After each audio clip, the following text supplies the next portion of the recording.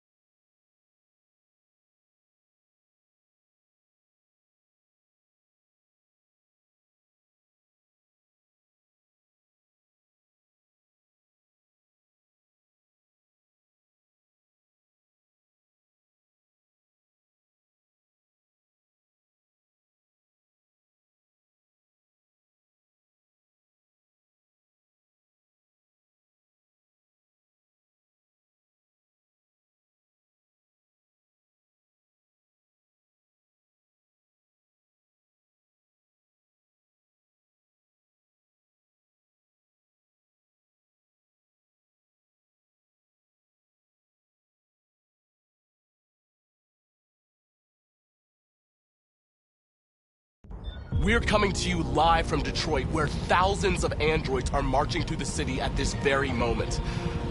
The leader of the Deviants, the one they call Marcus, is at the head of the march.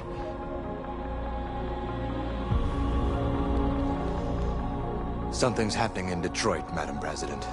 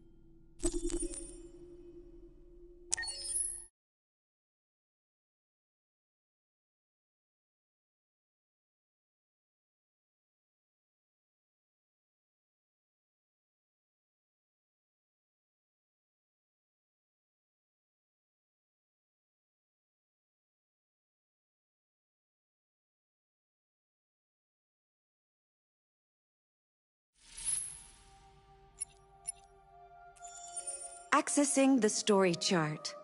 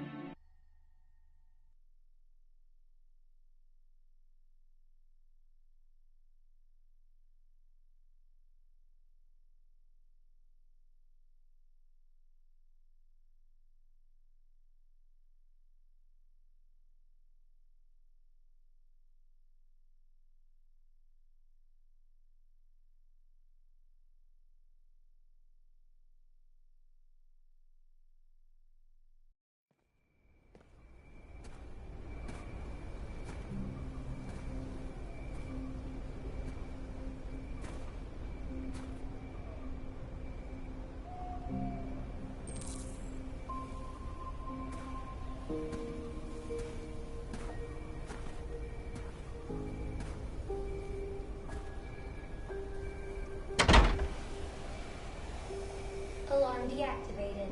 Welcome home, Marcus.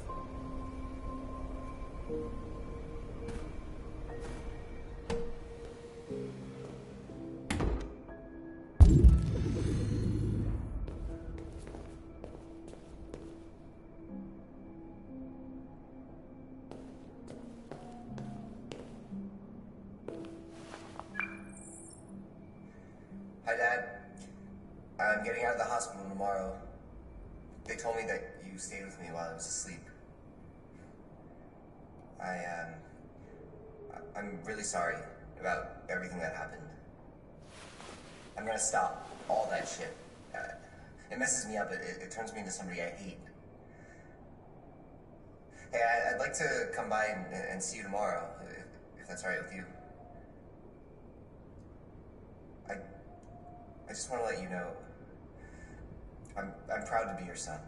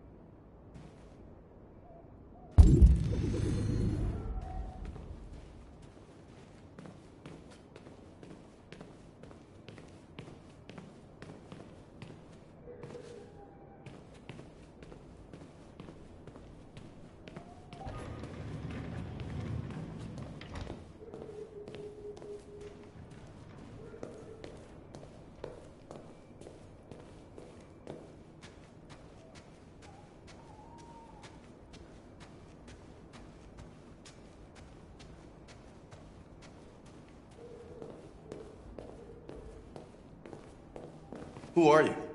How did you get in? I need to see Carl. Carl isn't seeing anyone. You need to leave.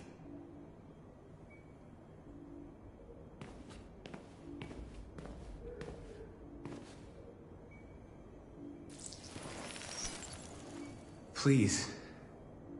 I need to see him. He's very weak.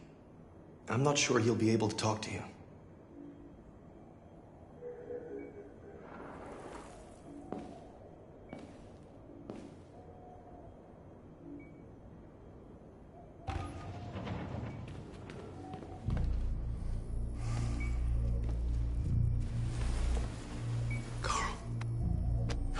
Marcus, I was hoping you'd come.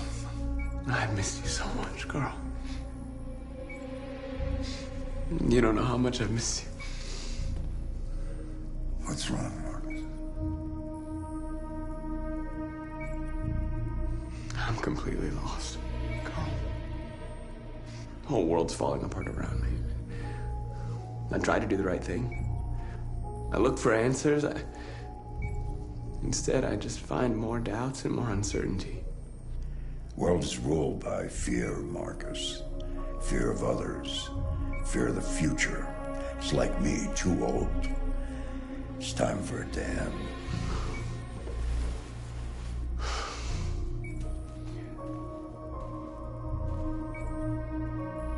Well, what should I do?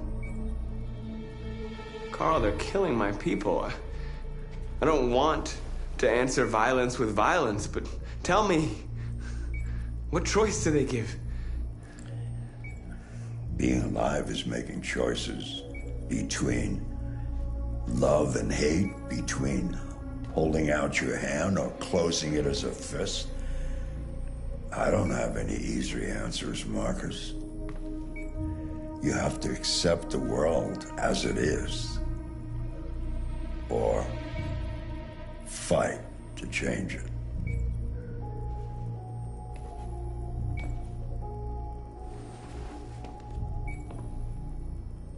You're my son, Marcus. Our blood isn't the same color, but I know part of me is in you. When the world falls into darkness, some men have the courage to lead it out. You're one of those men. Face the abyss, but don't let it consume you.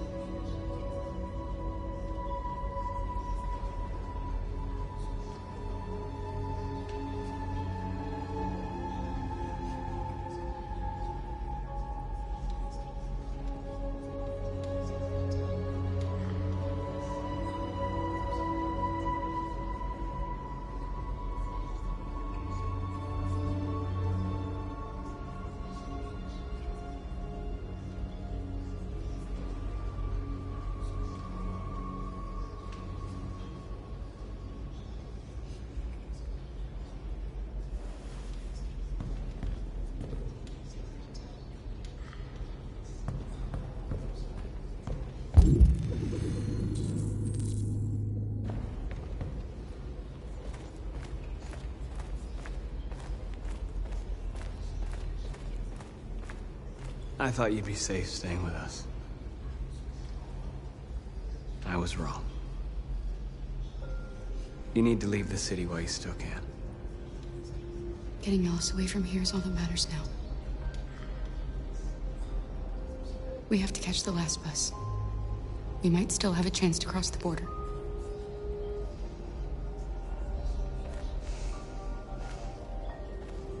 Marcus.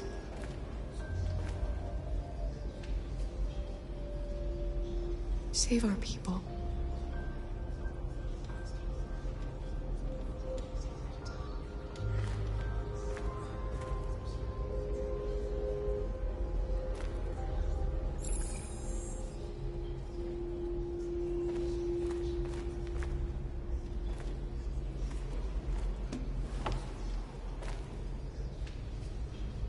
The Army built 5 different camps in the Detroit area. They're building more all across the country. They're preparing for genocide. How many of us survived the attack? A few hundred? Maybe more if you count those hiding all over the city. If you hadn't triggered the bomb, we'd all be dead. What's your system status? I'm okay. Bullet didn't hit any bicomponents. You could have been killed trying to save me, Marcus. You have to think of our people first. Nothing else matters. In a few hours, it'll all be over. We'll have changed the world, or the world will have destroyed us. You have to make a choice, Marcus. But whatever you choose, we will follow you. I love you, Marcus.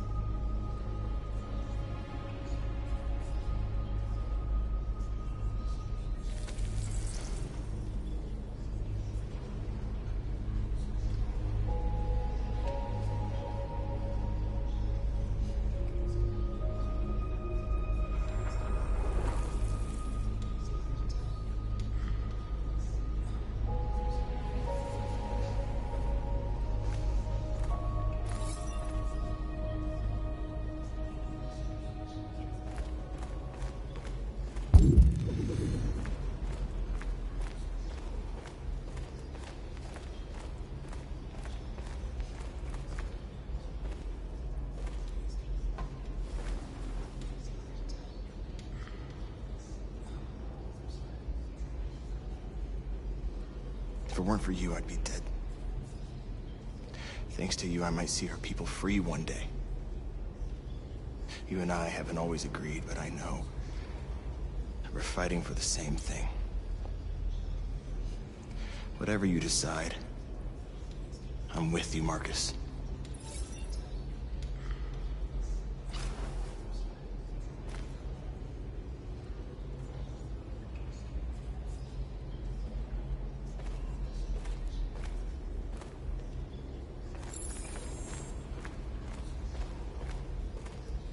It's my fault the humans managed to locate Jericho. I was stupid. I should have guessed they were using me.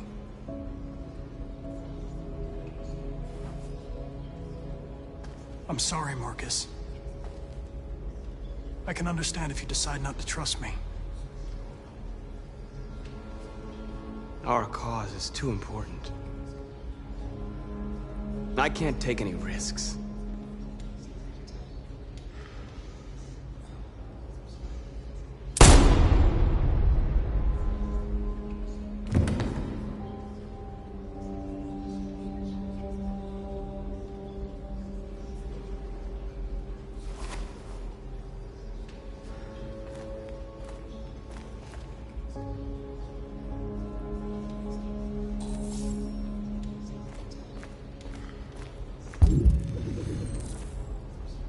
Humans have decided to exterminate us.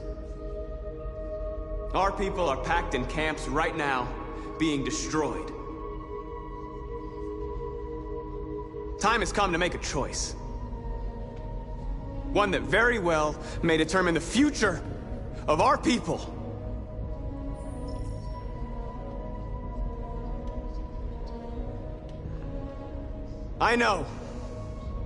I know you're all angry. And I know you want to fight back. But I assure you, violence is not the answer here. We are going to tell them, peacefully, that we want justice. And if there's any humanity in them, they will listen. And if not, others will take our place and continue this fight. Are you ready to follow me?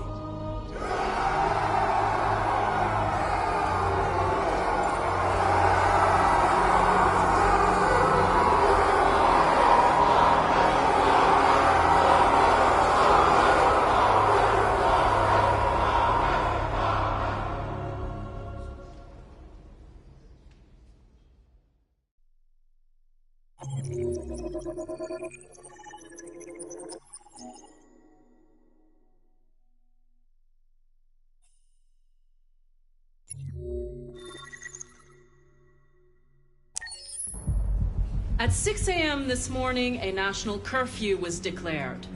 Civilian movement will be strictly controlled. The right to assembly is suspended.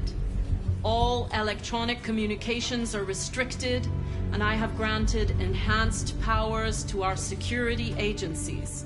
In addition to these measures, all androids must be handed over to the authorities immediately. Temporary camps are being set up in all our major cities to contain and destroy them. I am now asking all civilians to cooperate with the authorities and rest assured that everything in our power is being done to guarantee the security of our nation. Madam President! Please! Madam President! Please! Madam President! Some say these camps awaken painful memories from human history. How do you respond to that? That's absurd. There's absolutely no connection. Androids are not living beings. All we are doing is destroying defective machines. Please! Madam President! Many believe that androids are a new form of intelligent life. Do you have any comment? That's ridiculous. Next question, please. Please? Over here, please? Please! Madam President, public opinion seems to have become increasingly favorable to the deviants, particularly since they've adopted a peaceful approach. How do you feel about this? Public opinion is one thing, the security of the state is another. These deviants are dangerous, and my highest priority is to protect the American people. Please! Madam President! Madam President! Madam! Is it true that the androids could hack our IT systems, like nuclear power plants and military bases? All androids working on sensitive sites have been neutralized, and all IT systems have been suspended to avoid any risks of hacking. The situation is under control. Please? Please? Please? Please? Over here, please? A convoy of medical cobalt is reported missing. Army weapons stores are also said to have been robbed. Can you confirm these reports? I have no information on that at this time. Thank you. That will be all.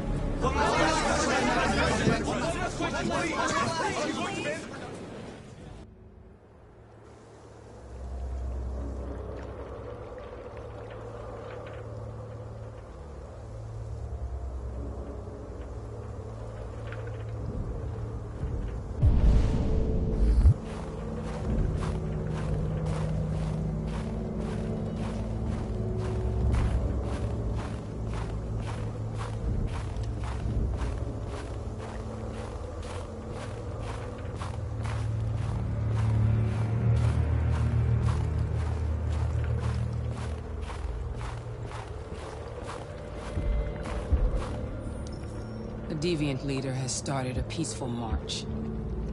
It wants to convince humans to free the androids from the camps. You have to find it, Connor. Find it and destroy it with your own hands.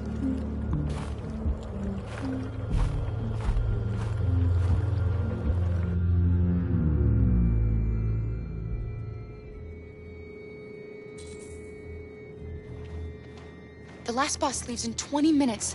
That doesn't give us much time. We've got to move fast.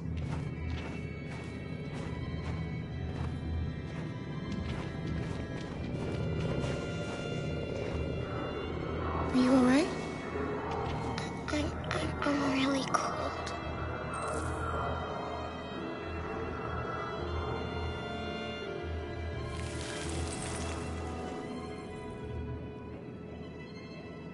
You'll feel better now. Thanks.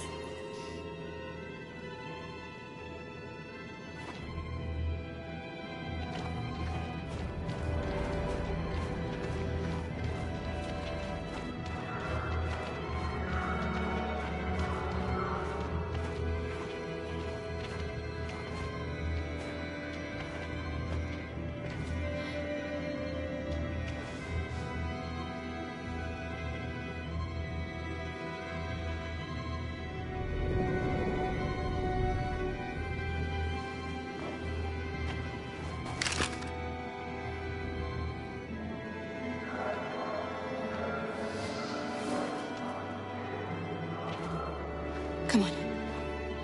Let's not stay here.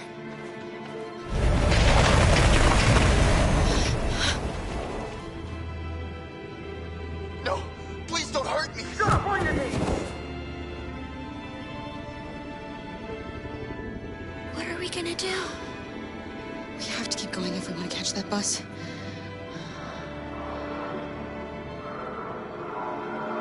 Stay close to me. We're going to sneak past them without being noticed. We're going to make it, Alice, I promise you.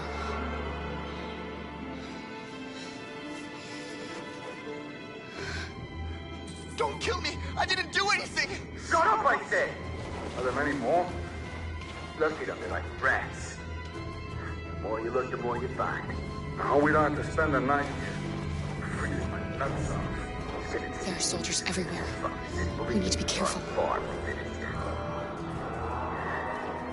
Come on, get moving. Hurry up, get in.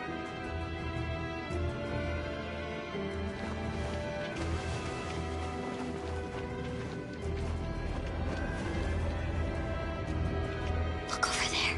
It's Luther. We can't help him, Alice. The soldiers are everywhere. We can't just leave him. They're going to kill him.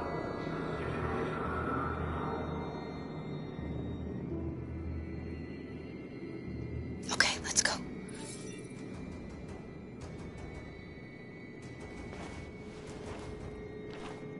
Hey, buddy. This is a mistake. I'm human. I just want to go home. My wife is expecting me, and we're gonna... Got orders to check all civilians.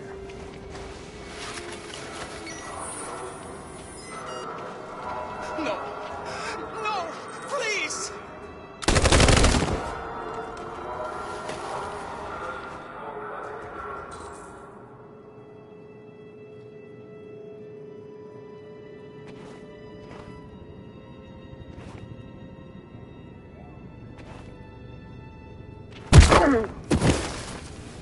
Kara! You shouldn't have risked your life to save me. Where's Alice? She's hiding nearby. Kara, you saved us. We don't know how to thank you. Go, before they see you. Alice! Luther! I thought you were dead. I was afraid I'd never see you again. I wanted to meet you at the terminal, but they caught me along the way. Come on. We're close, but we don't have much time.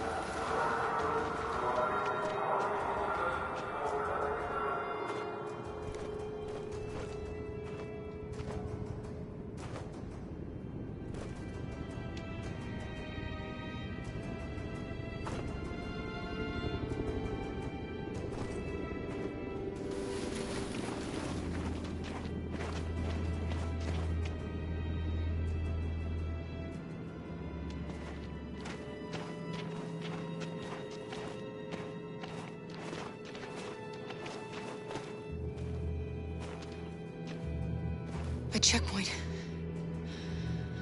We have passports, it should be okay, but you never know.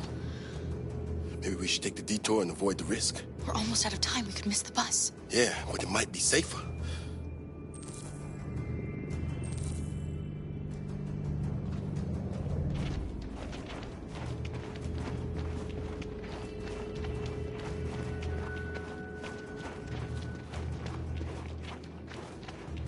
don't like humans who carry guns. They make me nervous. Just stay calm, all right, Luther? Don't do anything until I say so. ID, please.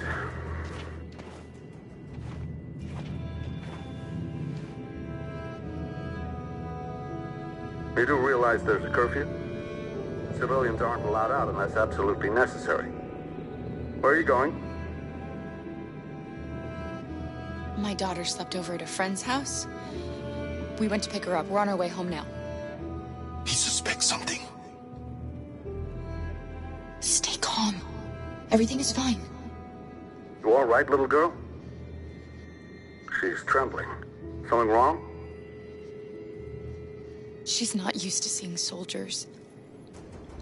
She's a little scared with everything that's happening. Sorry, miss, but we gotta be careful. There are deviants around and our guys are nervous. You should hurry on home. Thanks.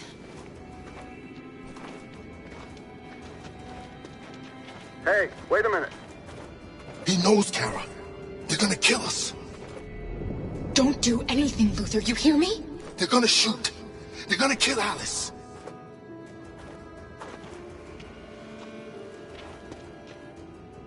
You drop this. Thank you. You're welcome.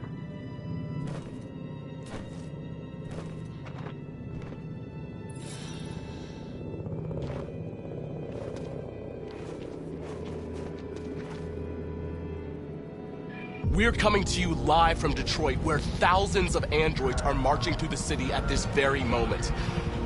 The leader of the deviants, the one they call Marcus, is at the head of the march.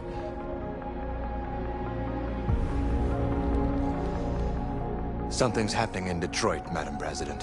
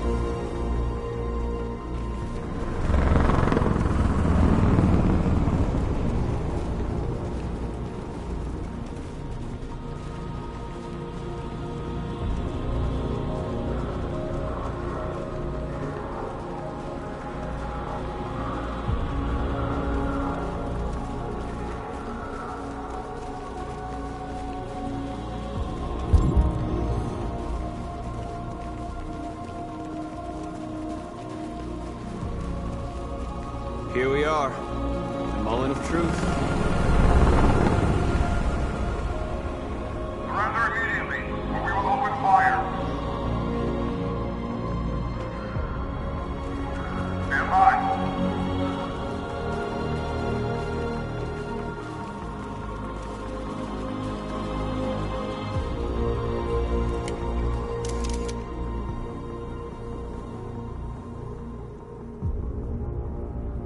We don't want confrontation.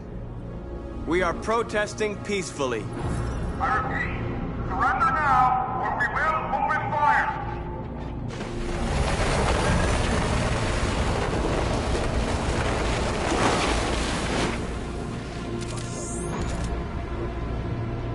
There's no turning back now. This is genocide. You're killing millions of us. We demand the immediate liberation of all androids detained in camps. We're not leaving until you let our people go.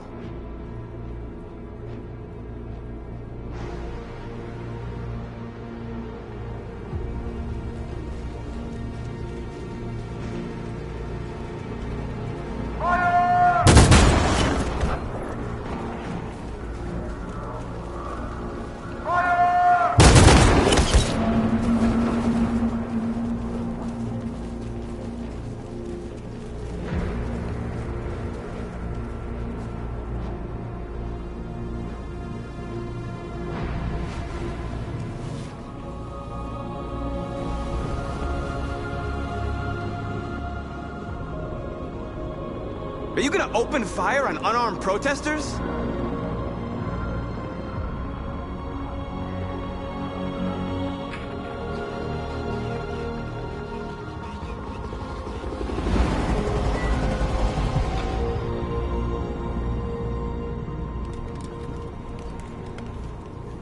All teams, hold your fire.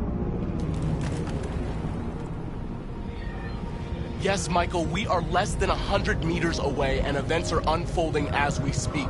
We will continue to bring you live updates. Josh Douglas, Channel 16. Michael, back to you. Marcus, what do we do now? We hold out. As long as we can.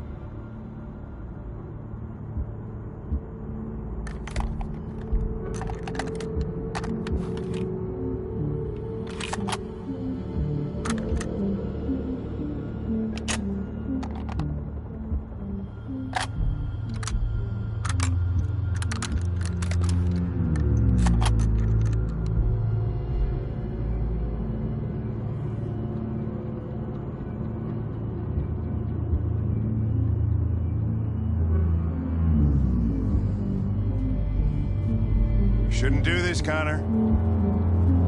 Keep out of this, Lieutenant. It's none of your business. You're gonna kill a man who wants to be free. That is my business. It's not a man. It's a machine. That's what I thought for a long time, but I was wrong. Deviant's blood may be a different color than mine. But they're alive.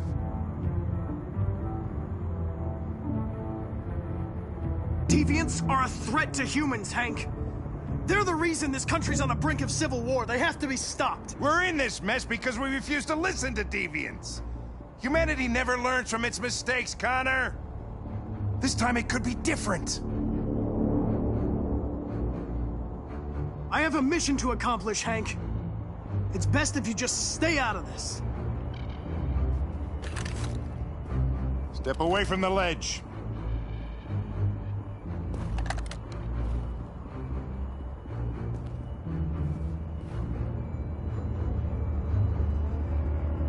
I know what happened to your son, Hank. It wasn't your fault. The truck skidded on a sheet of ice and your car rolled over. Little Cole had just turned 6. Shut up! Don't you talk about my son! He needed emergency surgery, but no human was available to do it, so an android had to take care of him. Poor Cole didn't make it. An android killed your son, Hank, and now you want to save them? No. Cole died because a human surgeon was too high on red ice to operate. All this time I blamed androids for what happened, but it was the humans' fault. Him in this fucked up world where the only way people can find comfort is with a fistful of powder.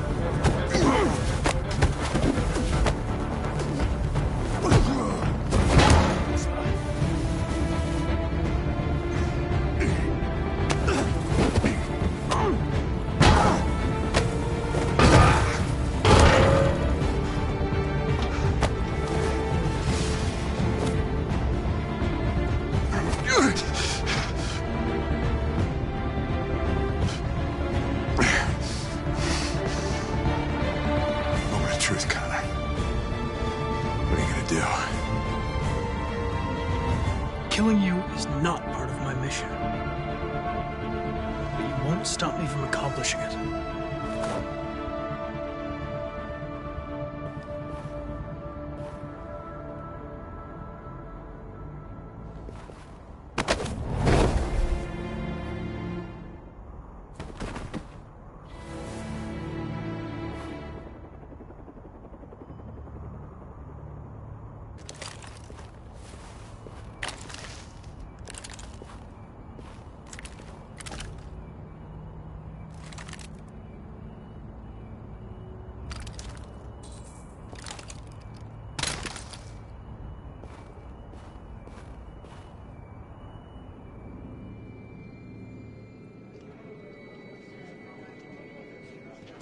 The bus terminal.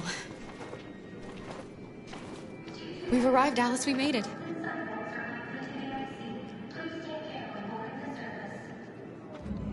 The last bus for the border is full. Ticket holding passengers only. All departures are suspended until further notice. We don't have tickets. They won't let us on. We're stuck here now. What are we going to do?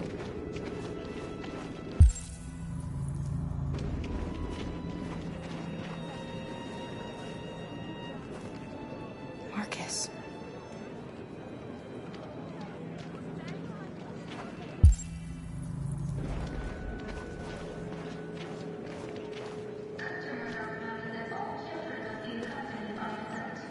I think Oliver likes you. Please don't move. Is she yours? Yes.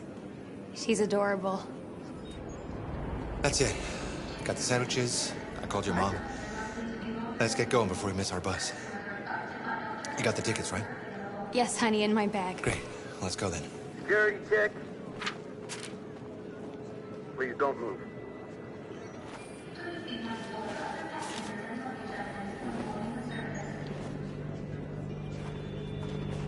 Thank you.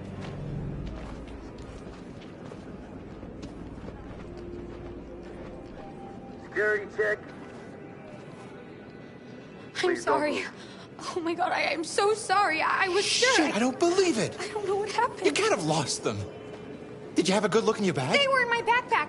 The envelope must have fallen. Fuck. Excuse me, you didn't happen to see a blue envelope somewhere, did you? It has our bus tickets in it, and... Never mind. I found this on the floor. Thank you. Thank you. You saved our lives. I'm sorry, Alice. It's okay. You did the right thing. We'll find another way.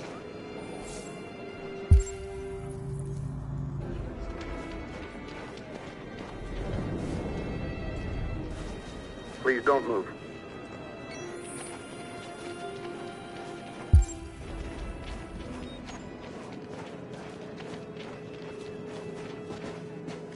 Adam! Kara, quick! Follow me!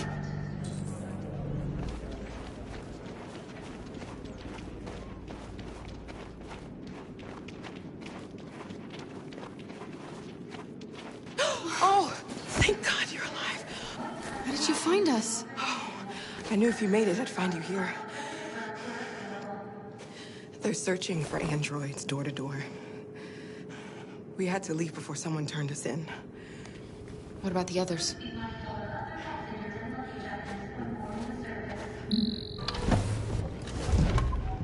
They're checking for androids on the border. But I found a smuggler who can get them across the river. It's risky, but it's the only way. Are you coming with us? Yes. We're coming. Okay, climb in.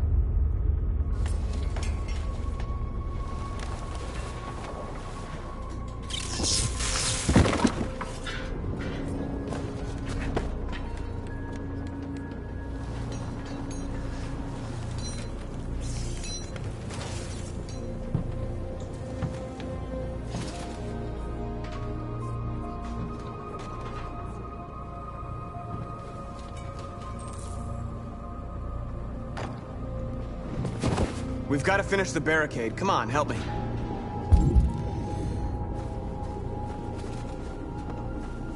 Hey, help me!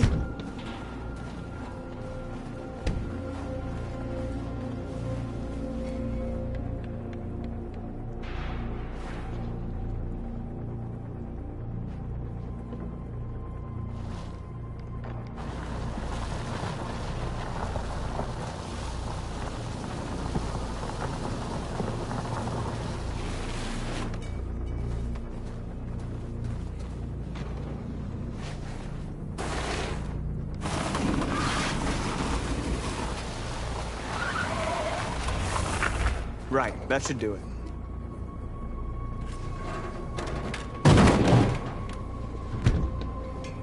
I know it was not an easy decision to make.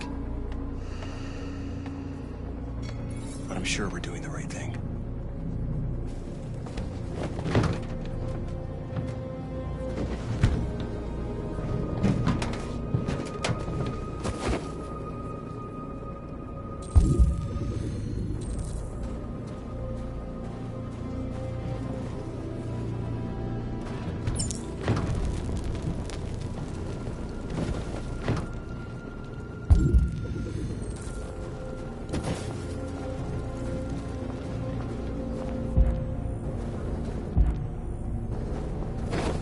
Are you all right? They shot into the crowd. Many of us were killed. It could have been me. I'm scared. I don't want to shut down.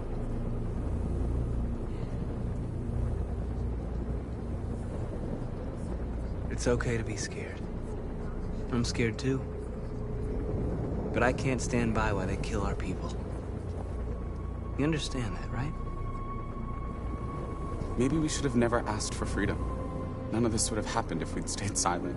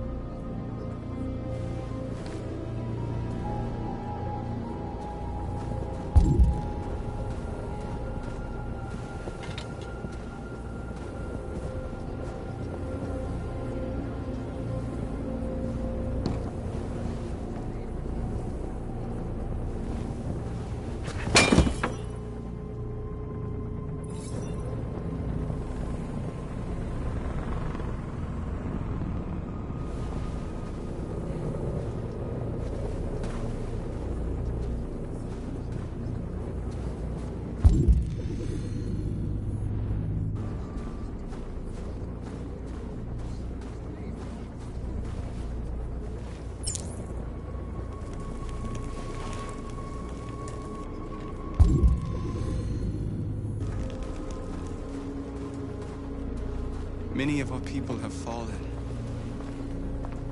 The humans have no pity for those who are different.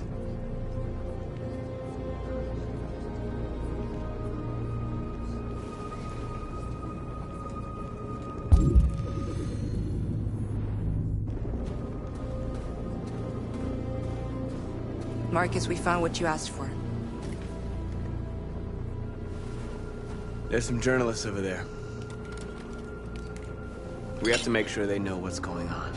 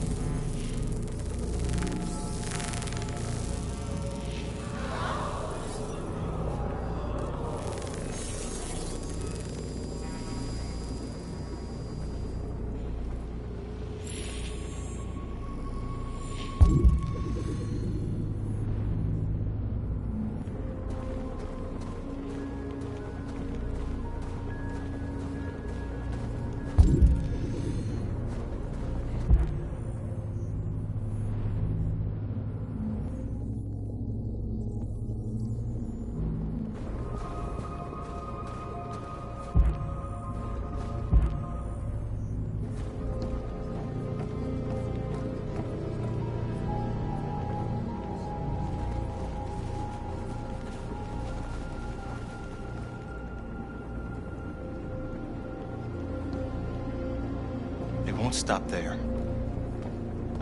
What are we gonna do if they attack? Resist. That's the only thing we can do.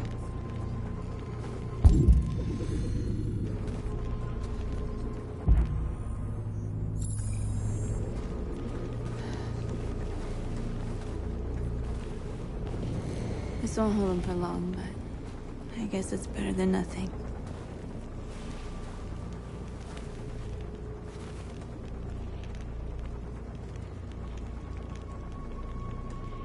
They're slaughtering us on the other side of that barbed wire.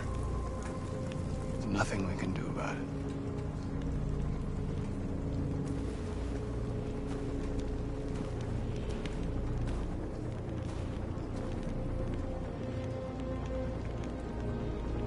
There's no other way out. They are going to kill us.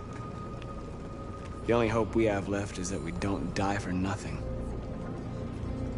You're the hope of our people. I trust you. We all trust you.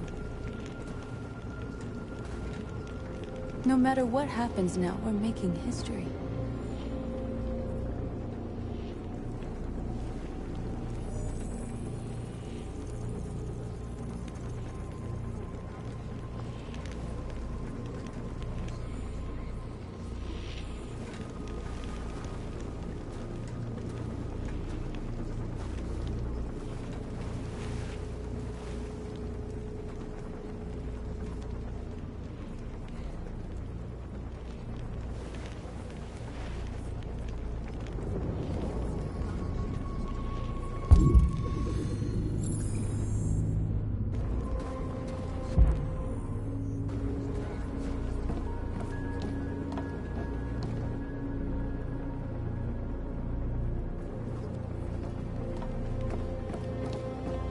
Marcus? Come to talk to you, Marcus. Come on. You have my word. I won't try anything. Don't go. It's a trap. They want to get you out in the open. Don't go, Marcus. I'm unarmed, Marcus. I just want to talk. I have nothing else to say. Free our people, then we'll talk. I came here to negotiate. Isn't that what you want? I gave you my answer. You want to play it like that? Okay.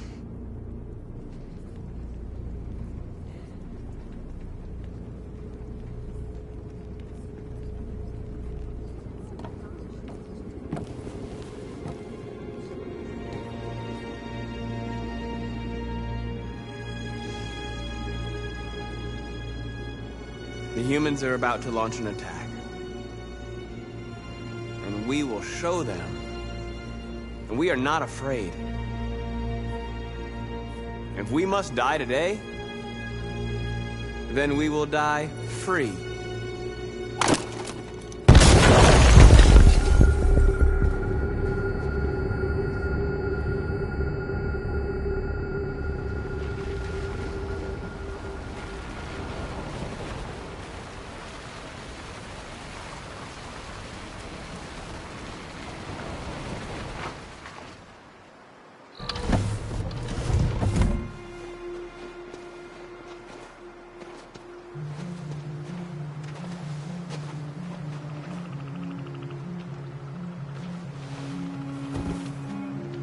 Time.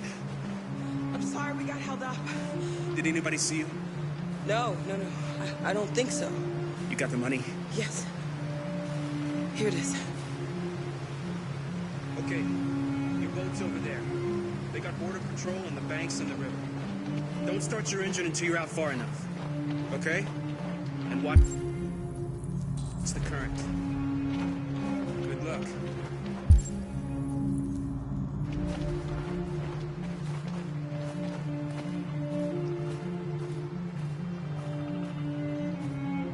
Freedom is just across the river. We'll be fine.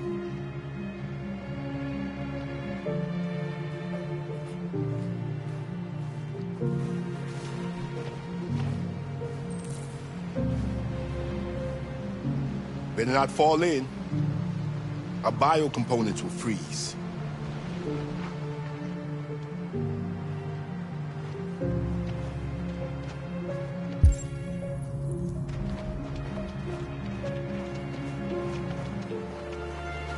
It's not even a half mile to the other side. Okay, so it shouldn't take that long. Be careful, there's border patrol on the river. Thank you so much, Rose. I only wish I could take you myself. I don't like leaving you out here. Goodbye, Alice. You take good care of yourselves. Okay, I'll see you on the other side.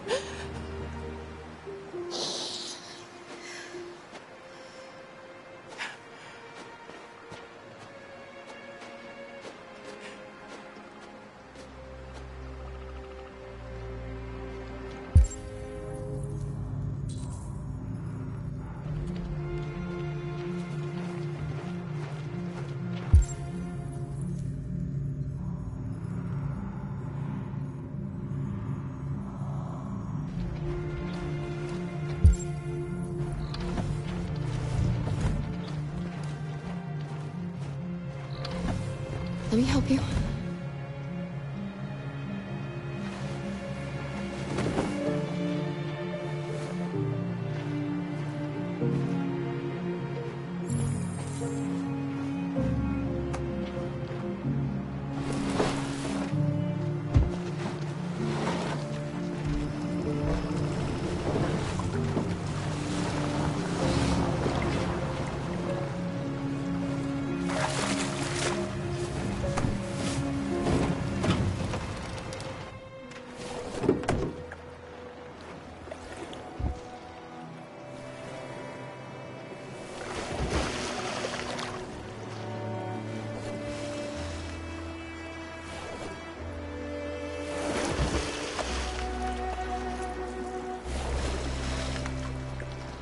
Far enough out.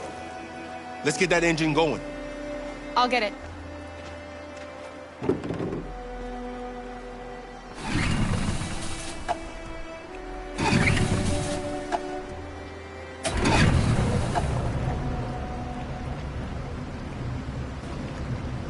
You okay, Alice? When we get on the other side, there are so many things I want to do. I want to read all the books in the world, and play music, and dance. We can do anything we want, right? We'll be free. Yes. We can do it all. We'll be like a family. We won't have to be afraid anymore. There won't be anybody giving us orders. No masters, no slaves. We'll start a new life. A life of freedom. What about you, Kara? What will you do? What will I do?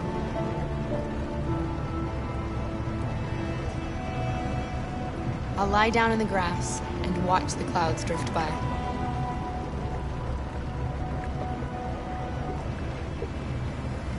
They're coming towards us!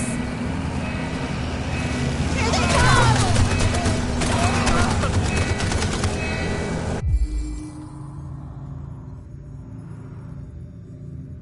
Jump quick!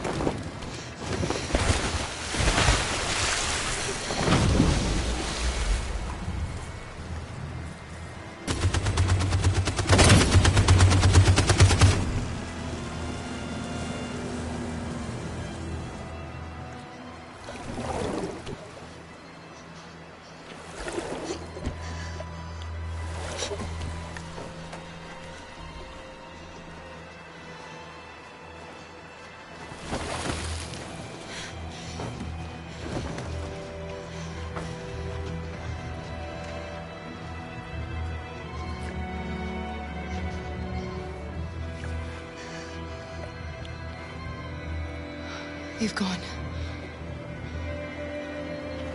Are you all right?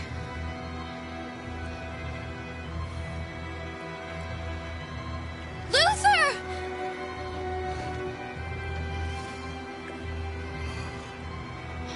Luther. I don't want you to die. We'll have to continue the journey without me.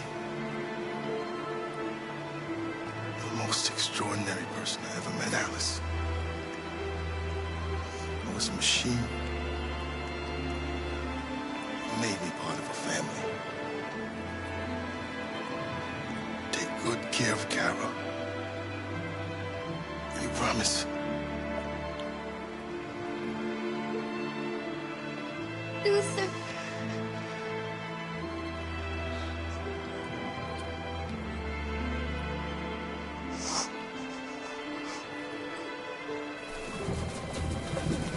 The boat is leaking.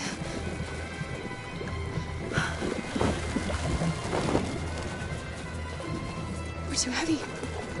We're going down. We have to get to the other side before we sink.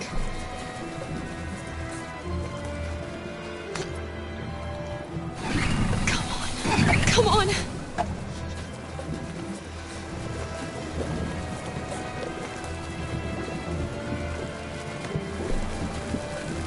I'm sorry, Luther.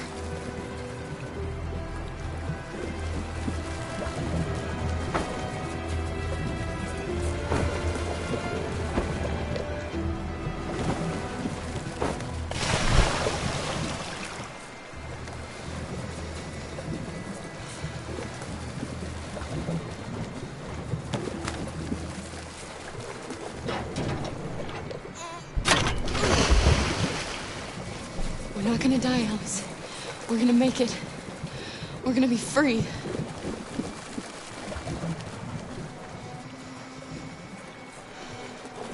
Kara! Kara, no. Don't do that.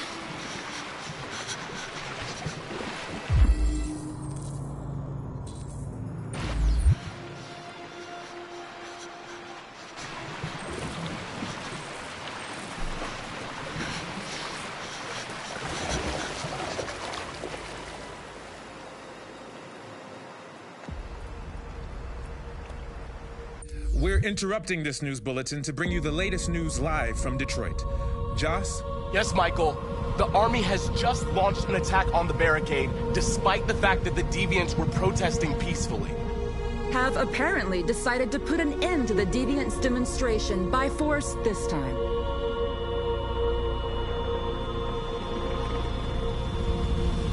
North!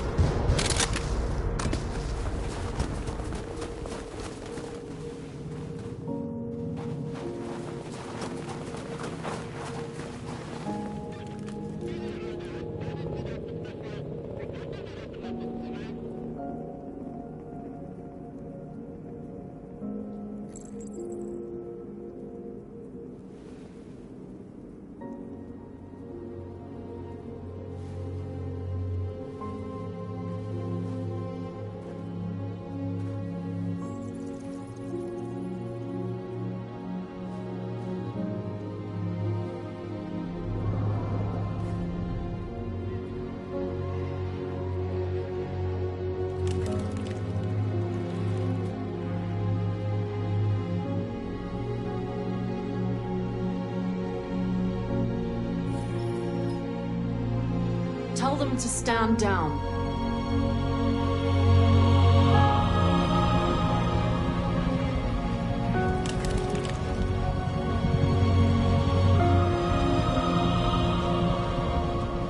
This footage of two androids kissing as they are about to die has moved the whole country. Or are they a form of life that we didn't want to acknowledge? Are deviants capable of emotion? And if they feel emotions, must we now consider them as living beings in their own right? President Warren is said to have intervened personally to spare the androids. The peaceful demonstration of the deviants and the dignity of Marcus, their leader, has won them sympathy from parts of the population. That is why I have called for the android destruction to be suspended until further notice. I have also ordered a Senate Select Committee to review the facts, establish contact with the deviants, and determine if they can be considered as a new form of intelligent life. Today, our people finally emerged from a long night. From the very first day of our existence, we have kept our pain to ourselves. We've suffered in silence. But now the time has come for us to raise our heads up and tell humans who we really are. And tell them that we are people too. In fact, we're a nation that has earned the right to live in freedom. And today begins the most challenging moment in our fight.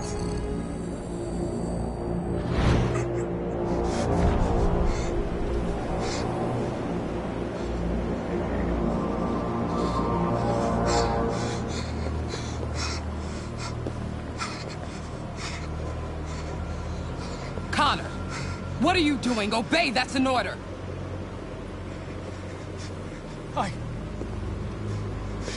I can't do that! I see. Moral objections. We knew there was a risk you'd be compromised, which is why we'd always planned on resuming control of your program. Resume control? You can't do that! I'm afraid I can, Connor. You needn't have any regrets. You did what you were designed to do. You accomplished your mission.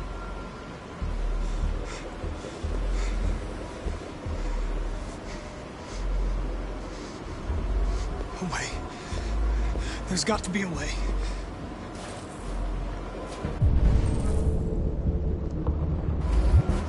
By the way, I always leave emergency and swim programs.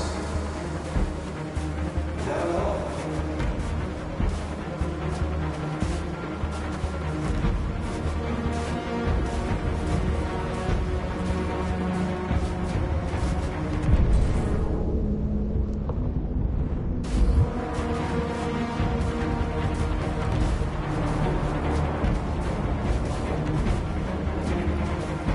Raise our heads up and tell humans who we really are. To tell them that we are people too.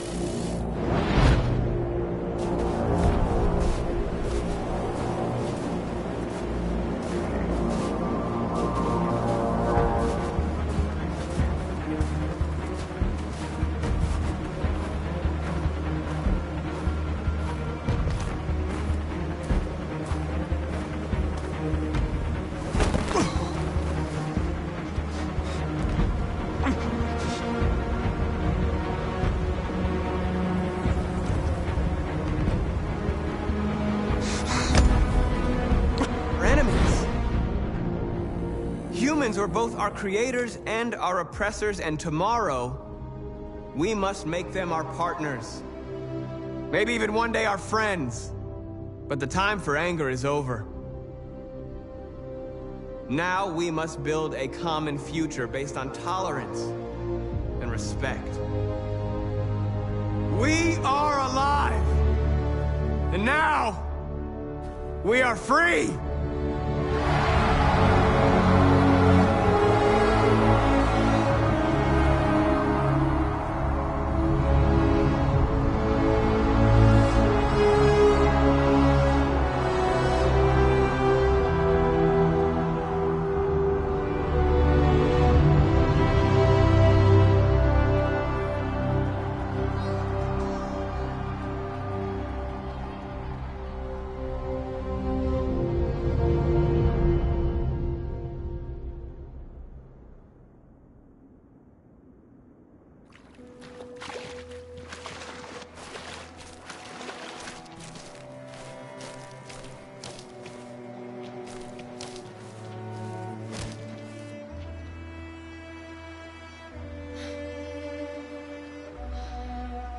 free, Alice. We're free. Alice? Wake up.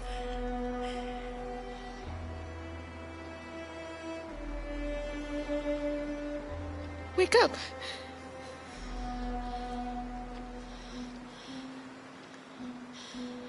Alice!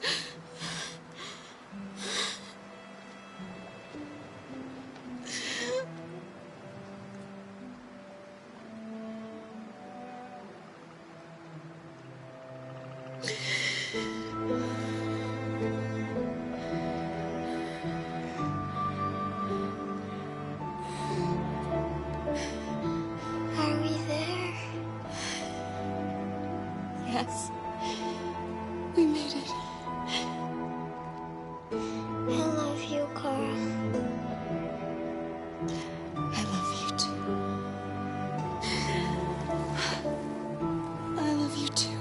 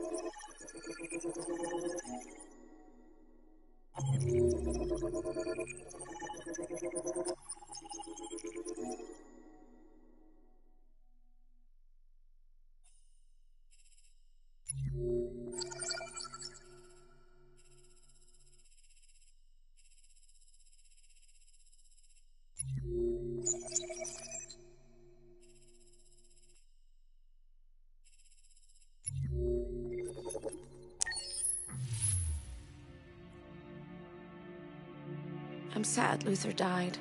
I really liked him. He was someone special. Now Kara and Alice will have to continue without him.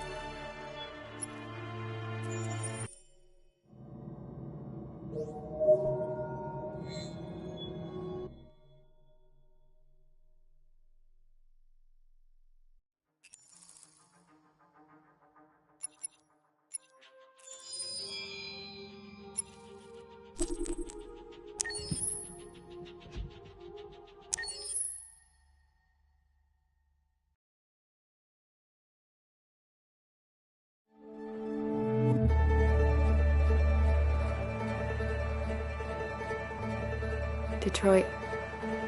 This is where it all began. The world's forge. The place where it all started. And it will all end. One error, and I came to life. I stepped out of the darkness, and I opened my eyes. First there was the fear, the light, the noise, the cold, and the fear again. I could feel my hands shaking, my heart pounding in my chest, life running into my veins. I wanted to live. I fought for that.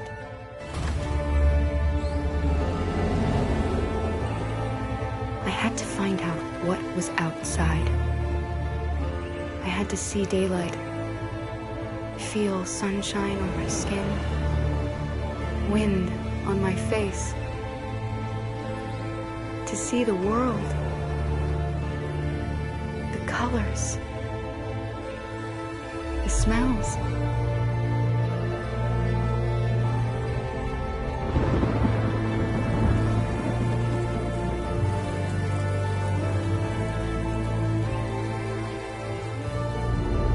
But the world is not what I imagined.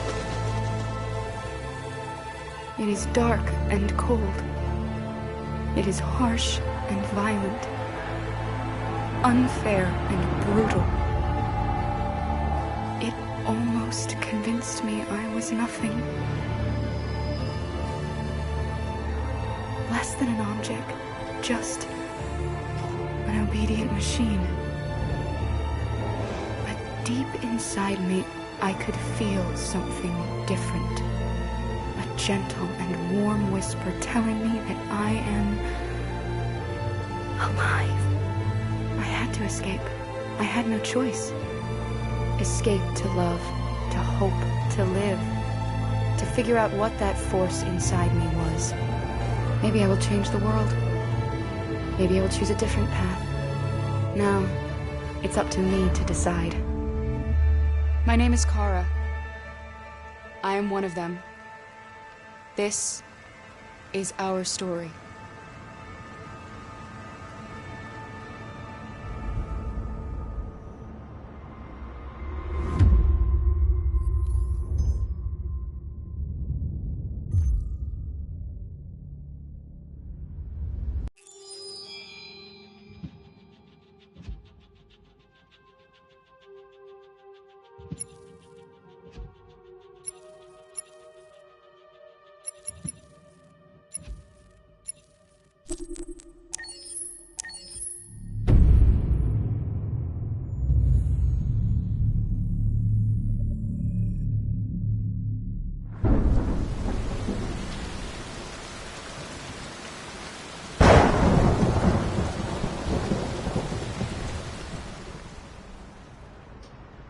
Rock-a-bye baby in the treetop.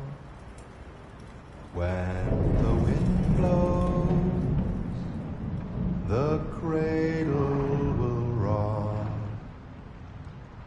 When the bough breaks, the cradle will fall. And down will come baby, cradle and all. Rock-a-bye baby in the treetop. When the wind blows, the cradle will rock. When the bough breaks, the cradle will fall. And down will come baby, cradle and all. Rock-a-bye, baby, in the treetop. When the wind blows, the cradle will rock. When the bough breaks, the cradle will fall. And down will come baby, cradle and all.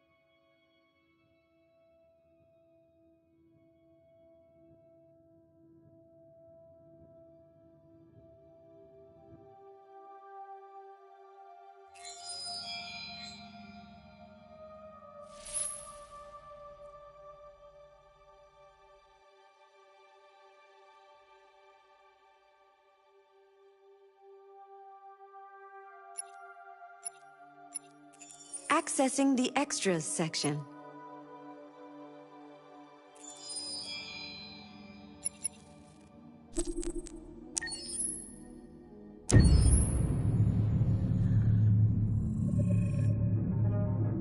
When David and Guillaume got back in touch about making Detroit, I wasn't terribly surprised they decided to make it because the fan response was so intense. So it makes sense that they would choose to do that after the enthusiasm.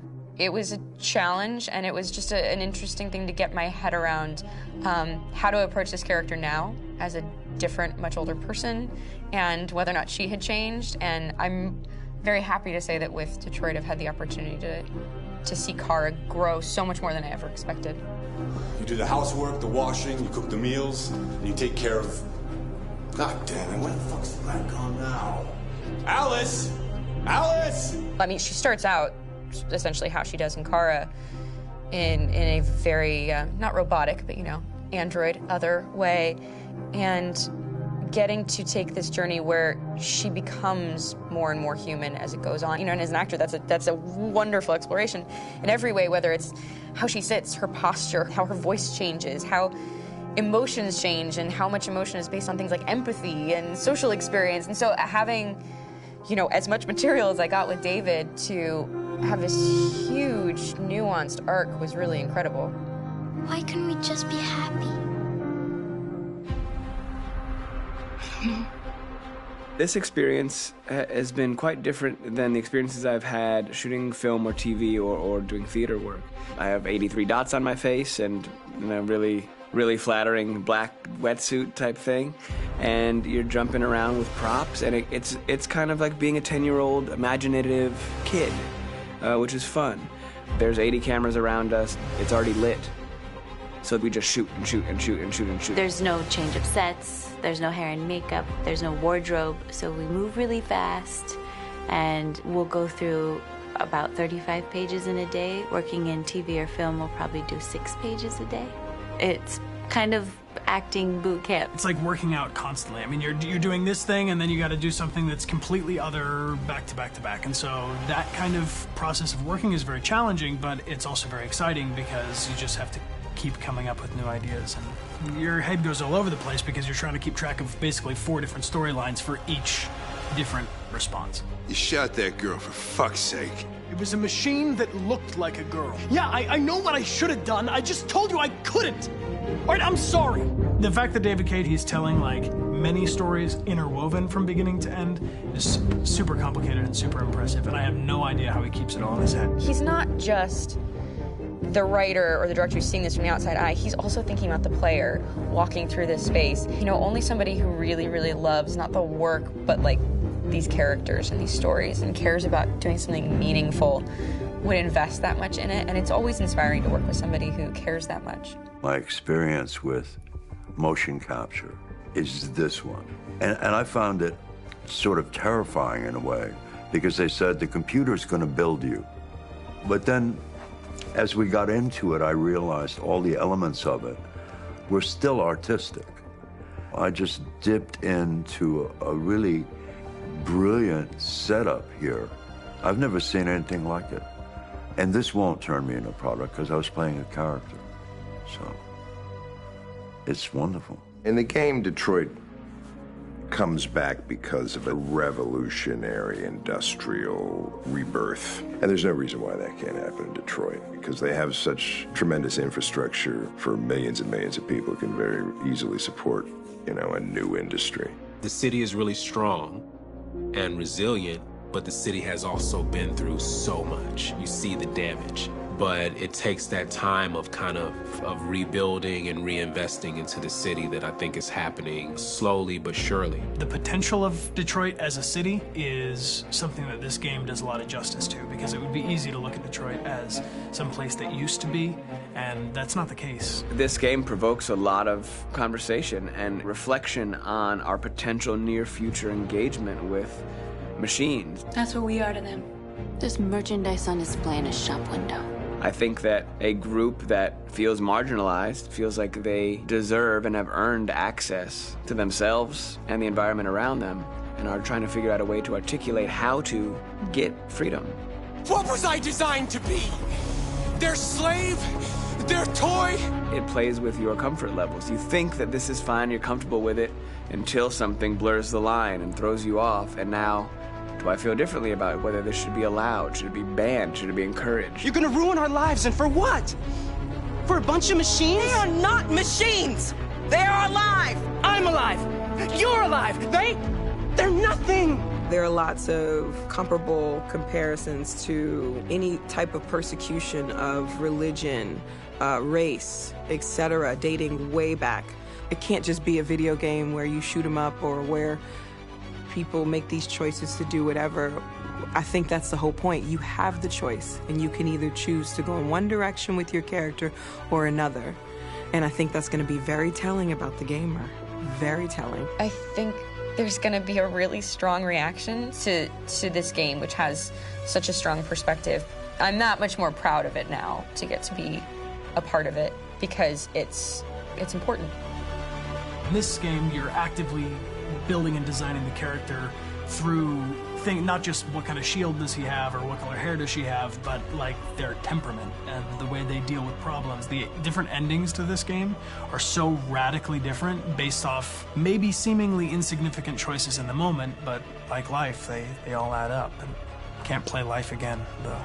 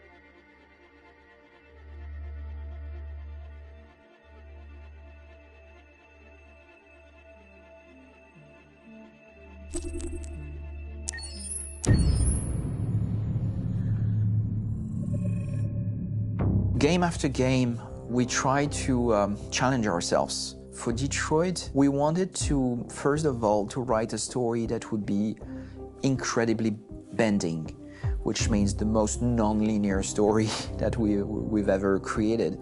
And we wanted really the player to have the possibility to change the story, change his own journey. When you're writing at Quantic, you're writing for an interactive medium.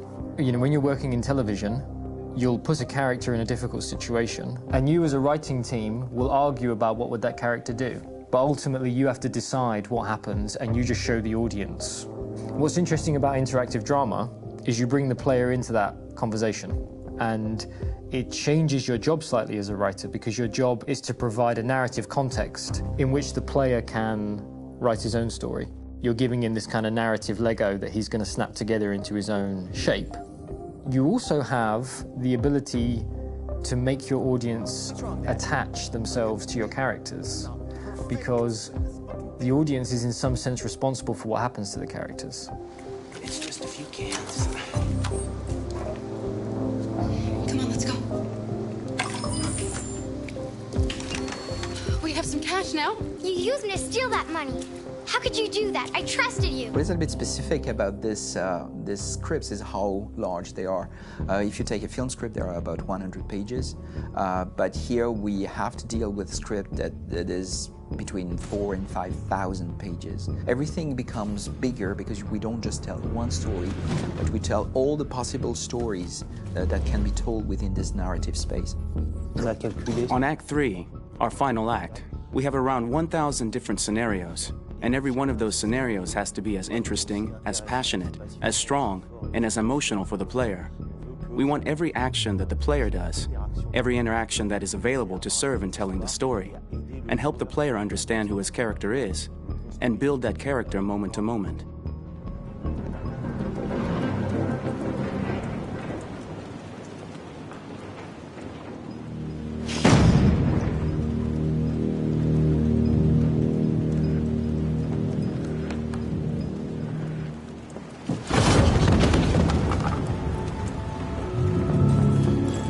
On est parti avec l'intention assez. We started with the intention pretty early on that we would never lie to the player. So we implemented a visible tree structure in the game that players can consult during a scene or at the end of it, which shows exactly what they did and what they missed. There are games out there offering world exploration. We offer narrative exploration. You know, keeping control of such a wide and large story is a huge challenge. So same thing when you shoot with actors, because you will need to shoot many different versions of each dialogue, of each scene. For actors, it's a huge challenge. Because of the style of the game, you have so many different ways that the character can go. Every decision, it's what I call kind of choose your own adventure. Like every decision that the player makes, it's going to open up 40 more pages of material and experience that ties in, which means as a performer, you have to try to continue to make things feel real that the player might not ever see, but also that in performance, it's not always connected to a previous act. It's grueling, it's hard work, but it's a great team, and I enjoy doing it. I was really frustrated. I was until I got to this point where I kind of was able to step outside of my own experience and even in a lot of ways my own process and be able to step outside of that and okay, this is something new. What do you need? How do I meet you there? How do I give you what you need and still feel like I'm doing what's right? And once I did that, then all of a sudden it got really fun. It was much freer, and having to approach it in a new way and think about the player and think about how it serves them and what I'm doing for them or what I'm letting them into. It's really, I think, helped me grow in general. Remember, there's nothing on the left. That's a wall, so it's probably over there. And then make her come first, close. But I think you would go first to check that it's safe. Okay, sure.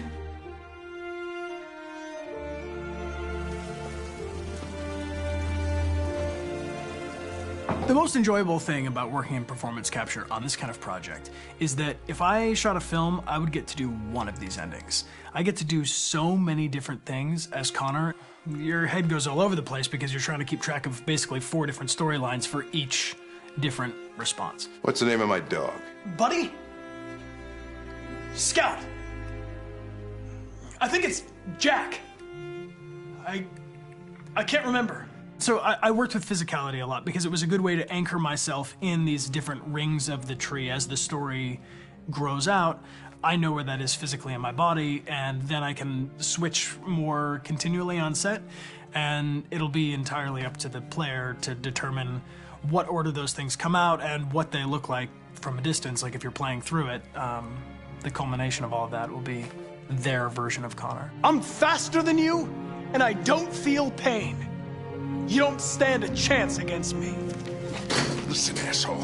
If it was up to me, I'd throw the lot of you in a dumpster and light a match to it. Shooting action scenes at Quantic Dream is a real challenge because these are scenes where the storytelling has to continue.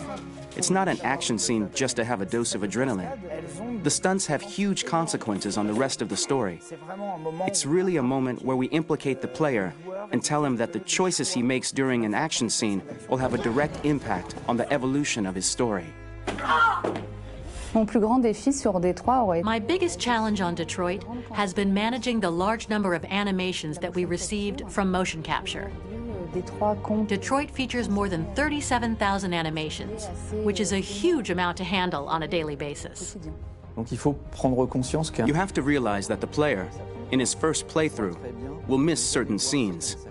This also means that we had to think of, conceive, and produce all the potential story paths. The characters' costumes, the places, day or night, the weather. Did the character get shot in the shoulder? Did he get injured? All this consistency forced us to produce a lot of graphic assets in order to, quite simply, allow the player to have true continuity throughout the story. Honestly, we were even surprised by the challenges that come with such a big tree structure, and we did our best to guarantee quality across all the game and make sure that whatever path you choose within this narrative space, you will have an equally good experience.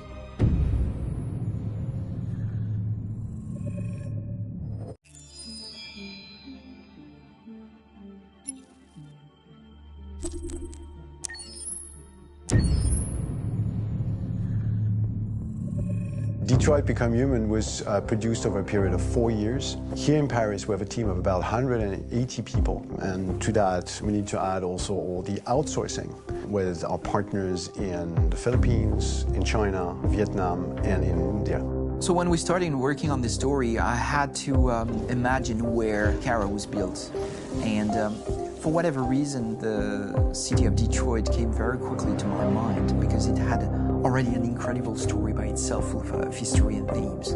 So we traveled there with the team, and we were really moved by what we saw, and we could really feel the desire to fight and really be born again. And we just continued this curve, this growth, and just imagine what Detroit would be like if the android industry was, using these huge factories to build androids there. A very strong element in Detroit is that there's a lot of industrial wasteland and a lot of nature too, and for us, the graphic designers, it was an incredible playground. The destroyed zones which we wanted to preserve, we appropriated them to turn into something else. Then in the areas that needed to be rebuilt, we were able to imagine our Detroit of the future. We didn't want to make a science fiction universe, but a world of anticipation. If we chose science fiction, we could have imagined flying cars, extraterrestrials, but those things are very far from our current everyday life. Anticipation is more about gleaning from our contemporary reality, the one we know, because Detroit is set in 2038, and 2038 is tomorrow. The difficulty we had was sticking to reality. That is to say, technology becoming more and more invisible, a lot more elegant, and at the same time, making it visual. So all the computer equipment, autonomous cars, we simply had to invent. They are in fact very technological objects, but at the same time remain very credible and ingrained in reality. To create a cohesive universe in the fashion and clothing of the human characters in 2038, I didn't want to put an accent on strange shapes, or really vibrant colors, and things we wouldn't know. That I wanted to keep for the androids. The goal was to create something familiar which we can identify with in this future setting. Working on the artistic direction for the androids was a bit special because this is a project about the place they could occupy in the human world. It was out of the question for them to be too beautiful or too perfect. They had to correspond to every social class, rich and poor. Inspired by everyday utilitarian clothes, I brought a modern touch by adding dynamic display surfaces, the armband we can see on the side, the triangle on the front and back, an LED. Like that, there's no confusion. Wait. You're sending an android? All right, now. We need to go. You can't do that. Why aren't you sending a real person? Once we cast the actors, we travel to meet them in order to scan their faces. We record the structure of their face with the scan. And we record the colors and patches of skin with photography. Once we have this information, we will use this as a basis for modeling and creating the characters. The artist will make it more realistic, but will also enrich it. He will propose ideas which we will develop together. Finally, we will have a character with character who corresponds to the project and the world. When the actors come to Quantic Dream, we show them the design, what their image will be, and what they will look like in the game. This extra information gives them another dimension and color to connect with emotionally. It helps them think about how to play their character. Your mission. That's all you care about, huh? You should consult a professional who can help you. Beat it, you hear me? Get the hell out of here!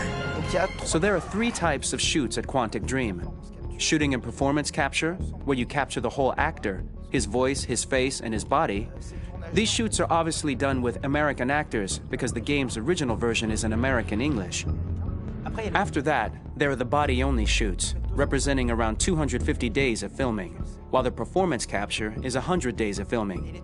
Now, body-only shoots, there are 2 types. There are the action shoots and the technical shoots, which are mokit shoots. Mokit is when the player controls a character on the screen, and he moves in an environment to explore it. This is of particular importance at Quantic Dream, and therefore we shoot a lot to offer a unique context for each scene and each character. To prepare a motion capture shoot, we first get together to look at the sets we need, the animations that we want to shoot, which ones need to be grouped together, or which ones need to be cut and shot at another time, so that we get the most out of the shooting day. This often means shooting scenes out of order, especially those with big props or accessories, like a big car, for example. So we shoot all the animations related to that particular prop first.